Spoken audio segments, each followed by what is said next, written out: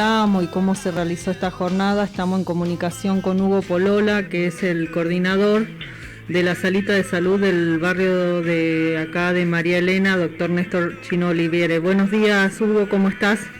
Hola, buen día, ¿cómo va? Buen día a la audiencia, ¿cómo están? Bien, bien, acá con un poquito de frío. Con un poquito de frío hoy a la mañana, ¿sí? Sí, yo siempre me siento del lado de la ventana cuando viajo, en el 88, abro la ventana, aunque me cagué de frío, pero que haya claro, ventilación. Sí. Un poco de ventilación, claro. Así claro. que, bueno, sí. ¿cómo vienen todo? ¿Cómo se desarrolló la jornada de la semana pasada? Bueno, la jornada del 23 fue muy buena. La convocatoria se había hecho desde el Hospital Germani, que es el materno infantil de La Ferrer. Las convocatorias se vinieron haciendo desde diferentes lugares. Todos asistimos ahí, aunque manifestamos en apoyo a quien convoca, en realidad manifestamos porque es el lugar donde en ese momento se despliega la lucha de todos los trabajadores municipales. La lucha es de todos, más allá de que la asumamos de manera pareja o no, es de todos. El objetivo era el repudio al aumento del 32% de nuestro sueldo fraccionado en dos partes, un 25% ahora y un 7% en julio, con la promesa de restituir la ley 14656, que es la ley de la provincia de Buenos Aires que rige para los municipios desde el 2014 y que este municipio todavía no la implementa. Eso implica un aumento, recuperar puntos de nuestra antigüedad, la estabilidad laboral, no poder tener contratados interminablemente a compañeros, como nos pasa a nosotros, que tenemos ya jubilado al médico de la sala con 20 años de precarización, y otros compañeros con 11 y otros con 6 o 7, y en el municipio esto abarca la mitad o más de la mitad de la población de trabajadores. Así que el objetivo de la movilización era el repudio el desacuerdo y repudio al aumento, y el no haber llamado a la participación del cuerpo delegado del municipio para discutir qué era lo que queríamos, aunque se lo habíamos hecho saber de manera presencial al sindicato, ¿no? Claro, y en este contexto de que se extremó todo ahora con el avance, ¿no?, de la segunda ola, sí. ¿Cómo están en las condiciones de trabajo? ¿Con qué energía se encuentran las trabajadoras y los trabajadores de salud en este momento? Bueno, en principio eso hasta hizo pensar que por ahí no movilizábamos por los riesgos que implicaba. Se trató de andar con los cuidados posibles. Por supuesto es una herramienta de presión para los trabajadores en general el no expresarse públicamente por el riesgo que conlleva el encuentro en la calle. El tema es que yo hoy temprano miraba el tren, cómo va, y la verdad que hay mucho menos distancia en cómo se viaja en las horas pico del tren que en una manifestación pública. Para destacar, para cerrar primero con la movilización, se hizo una concentración en el hospital, se marchó a la ruta 21 y Luro, que se cortó, de ahí se hizo una marcha hasta la primera plaza, que fueron unas 20 y pico de cuadras ida y vuelta, y después se cerró el acto cortando totalmente la ruta 21 y Luro en la estación de La Ferrer. Después, con respecto a lo que decís de la segunda ola, sí, es una preocupación enorme porque estamos viendo de manera masiva el contagio, aparentemente con una cuestión más agresiva en los niños, pero que posiblemente tenga que ver no con que esta etapa sea más agresiva con los niños, sino que la apertura hizo que quienes más se expusiesen fueran los niños y los jóvenes, y por eso esté recayendo allí el mayor foco de contagio ahora. Pero preocupante porque seguimos sin tomar medidas sanitarias, por lo menos desde el municipio. No hay ninguna línea de trabajo para la atención primaria, se sigue desperdiciando el trabajo potencial que tienen 42, 43 salas de hacer en La Matanza. Así que en ese sentido preocupado por las dos cosas, porque creemos que fue evitable este nivel de contagio porque sabíamos que iba a ocurrir si se sostenía el nivel de apertura que se sostuvo, y porque no contamos con la responsabilidad de tomar medidas por parte de quienes tienen a cargo la política sanitaria municipal. Claro, y en lo cotidiano también cómo están los trabajadores y las trabajadoras de salud, ¿no es cierto? Que no es lo mismo que con las energías que estaban el año pasado que cuando recién se inició la pandemia. Exactamente. No, hay mucho cansancio porque nosotros, salvo excepciones, no se pudieron tomar las vacaciones. Cansados porque se generó, salvo los que pudimos defender algunas formas de equipo burbuja, el grueso de los trabajadores fue exigido de manera irresponsable.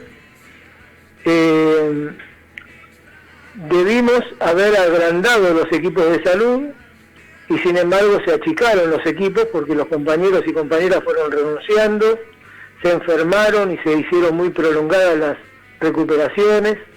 O sea que a nivel de cómo estamos los trabajadores, y estamos complicados por estas cosas, estamos muy cansados, sin ver que haya una mejora cualitativa en cómo encarar el problema y en los resultados que tengan los cuidados, que esperemos la población otra vez los vuelva a asumir de manera más concreta y evitemos entre todos no llegar a situaciones como las que vemos en Europa, que si seguimos repitiendo actitudes vamos a llegar a eso. Vos decís que disminuyó el personal y a la vez... disminuyó. Como por ejemplo desde la CICOP vienen planteando que se necesitan más terapistas y enfermeras. Entonces, en ese sentido, ante este colapso sanitario, ¿qué medidas urgentes debería tomar el gobierno para que no lleguemos a esta situación de tener que presenciar una catástrofe sanitaria? Mirá, lo que pasa es que, viste, uno se mete con qué medidas debería tomar el gobierno, entonces es algo muy grande, ¿viste? Yo, desde el trabajo en la sala, como trabajador, como paciente, yo creo que una de las cosas que hay que tomar es que con una planta de trabajadores como tiene La Matanza para la cantidad de habitantes, es imposible pensar seriamente un abordaje de los problemas de la salud pública en el distrito. Es imposible. Es imposible que la gente sigamos sufriendo la especulación política irresponsable que se ha dado a nivel mediático, donde hoy tenemos hasta profesionales de la salud convencidos de que no se deben vacunar. Hay que hacer algo para que desde el poder político, yo creo que desde el gobierno nacional se tienen que dar una política donde no se puede decir cualquier cosa, donde no puede aparecer, por más cara reconocida que tenga un funcionario, diciendo esta vacuna sí, la otra vacuna no. ¿Quién tiene capacidad científica de evaluar eso? Pero ¿qué efecto tiene en una población que viene con un alto grado de descreimiento el decir que algo que nos puede ayudar a no enfermarnos o a enfermarnos de manera atenuada no sirva. Claro. ¿Qué nos pasa a nosotros como población si nos dicen que estamos presos cuando hay una medida de cuidado? Y cuando se abre bajo presión el juego y se acotan las medidas de cuidado, quienes promueven abrir todo te tratan de irresponsable porque abrís todo. Entonces ahí hay algo que resolver políticamente, donde el gobierno tiene que tomar, no desmarcarse, al contrario, se tiene que comprometer y cuidarnos, porque nosotros no podemos evitar que los medios centrales a nivel de difusión digan lo que quieran. Claro. Que salga una política a decir que el presidente quiere envenenar al pueblo. Yo creo que eso no es gratis en ningún lugar del mundo que funciona en serio. No, pero más allá de la reprimenda, digo, ¿qué nos pasa a nosotros? ¿Qué le pasó a votantes de Carrió, que pueden ser 2 millones de personas, escuchando decir a esta persona que el presidente está en una campaña de envenenar al pueblo? Es gratis, es lo mismo que diga eso, a decir todos tenemos que quedarnos en casa, en otro momento todos nos tenemos que cuidar con distancia, con barbijo. Bueno, no es lo mismo. Pero, ¿qué hacemos los trabajadores con eso? Claro. Hay una responsabilidad que nos trasciende, que son los principales responsables de tomar medidas políticas, acertadas o no, pero tiene que haber ahí una responsabilidad principal en cuanto a quienes deciden cuidarnos y cómo cuidarnos. Claro, y en ese sentido, ¿qué medidas restrictivas o qué medidas habría que tomar para no llegar a esta situación? Mirá, me parece que en este momento lo que principalmente está multiplicando el contagio tiene que ver con el transporte público, donde hay algunos controles, pero son algunos controles, y después que esté totalmente liberada el resto de las actividades, porque uno se puede trasladar en auto, pero vos te trasladás en auto, no se sabe qué cuidado llevas, y lo que abrís es un kiosco o un lugar a donde pasa gente, o un bar. Entonces, ¿cómo es el cuidado ahí? Ayer nosotros veíamos en la calle un bar que había ocupado la mitad de la calle con mesas. Entonces vos decís, bueno, ponele que sea una política municipal de dar aire libre a la gente que está sentada. Pero los que estaban en la calle estaban hombro con hombro sentados. Claro. Entonces, la política que se están dando es recaudar todo lo posible por si esto se vuelve a cortar. Y en el camino seguimos sumando miles de contagiados y cientos de muertes. Claro, entonces, pero ¿qué va a hacer? Hay que tomar medidas. A veces es una contradicción, porque ¿qué va a hacer el comerciante si no abre su comercio? Tendrá que manejar, mira, ¿qué va a hacer si se enferma y se muere? Porque el comerciante no está blindado contra esto. Claro, es decir, totalmente. Acá la decisión de fondo y lo que hay que blanquear es si el gobierno vuelve a tomar medidas restrictivas serias, donde se cortan actividades que claramente son las que están estimulando el contagio. Hay una política y hay reservas para bancar a la gente que tiene que dejar de trabajar sin trabajar. Claro, o sea, vamos a seguir viendo si le damos 10.000 pesos a un indigente o si le sacamos 20 o 25 millones de dólares a alguien que no se sabe cómo hizo su riqueza, pero porque se niega a poner el dinero, no lo pone. Ahora, a vos te viene la boleta del uno, pagaste, te la cortan. Protestás porque te viene mucho, primero pagás, después protestás. Claro. Y los que tienen la sartén por el mango de la guita siguen siendo dueños de sus decisiones y dueños de si colaboran o no en una situación de emergencia. Bueno, esas son situaciones políticas que hay que resolver. Totalmente. Hay que confiscar bienes. A nosotros nos están confiscando las vacaciones, nos están confiscando la posibilidad de que tengamos mucha más chance de contagiarnos que no y de llevarnos a nuestras casas la posible enfermedad. Bueno, y a quienes son los dueños de la pelota y que tuvieron mucho que ver con meter esto en el país, no los podemos tocar. Bueno, yo creo que pasa por ahí, porque hay que sincerar para qué lado nos jugamos. ¿Viste? Claro, es si hay que mojarle la oreja a algún poderoso, hay que mojarle la oreja a algún poderoso y apropiarse de los bienes necesarios para que la gente no se muera de hambre y podamos atravesar esto sin perder 500.000 vidas, ¿viste? Claro, totalmente. Las medidas sanitarias tienen que estar acompañadas por medidas económicas y, como vos decís, hay personas que se hicieron millones de dólares y hoy están presentando un amparo para no pagar el impuesto a las grandes fortunas, que es una cosa de loco, ¿no? Los que más tienen son menos solidarios. Totalmente, pero además eso es histórico.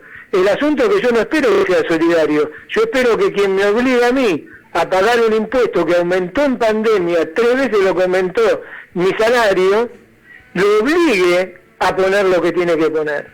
Que uno no se entere que, como me contaba un compañero el otro día, hablando con una persona en el club del que él ya es vitalicio en San Fernando, que estaba preocupado porque había tenido un problema con el yate de $1,500,000 que había comprado recientemente, que no pagan impuestos, esa gente no pagan impuestos sobre esas cosas porque no las declaran.